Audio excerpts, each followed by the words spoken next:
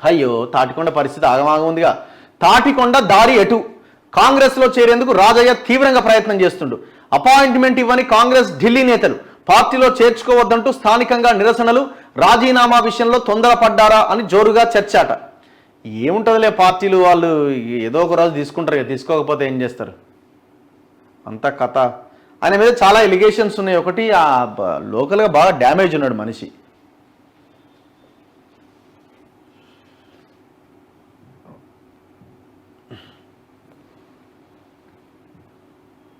అయ్యో, మాజీ deputy CM station Ghanpur మాజీ ఎమ్మెల్యే తాటికొండ రాజయ్య కాంగ్రెస్లో చేరికకు బ్రేకులు పడుతున్నాయి.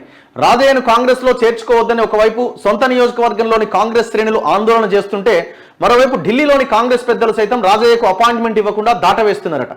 దీంతో రాజయ్య బీఆర్ఎస్ను వీడే విషయంలో తొందరపడ్డారా అనే చర్చ జరుగుతోంది.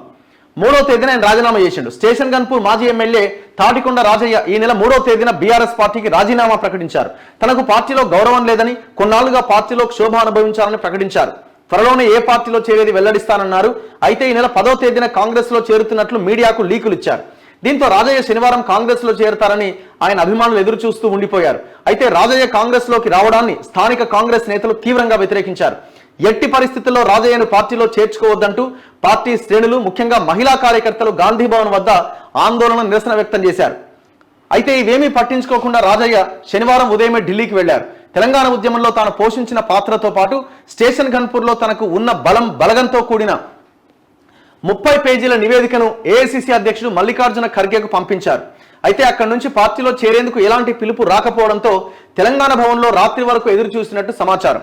ఏఐసిసి ప్రధాన కార్యదర్శి కేసీ వేణుగోపాల్ అపాయింట్మెంట్ కోసం ప్రయత్నించినప్పటికీ ఫలితం లేదని సమాచారం.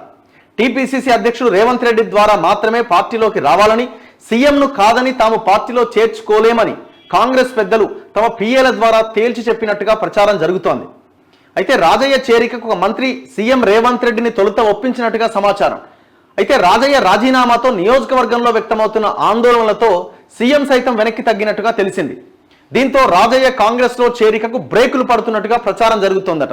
ఆదివారం మరోసారి ప్రయత్నాలు చేయాలని రాజయ్య నిర్ణయించుకున్నట్టుగా సమాచారం.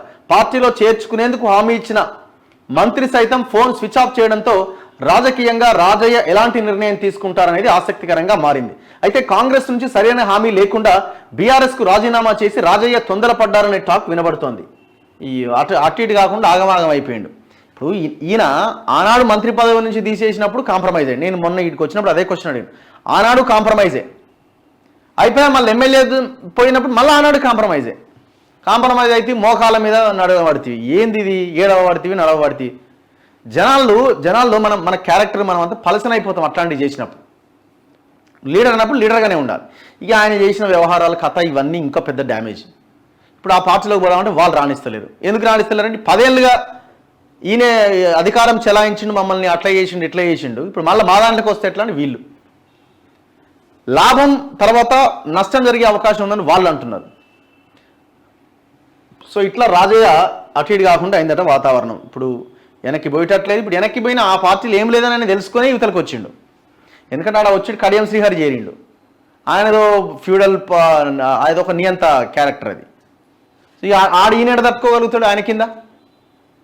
సో ఈయన బయటకు వచ్చిండు, బాగానే ఉంది. మరి ఇప్పుడు ఇళ్ళన్నా జాయిన్ గా అలా జాయిన్ కానిస్తలేరు.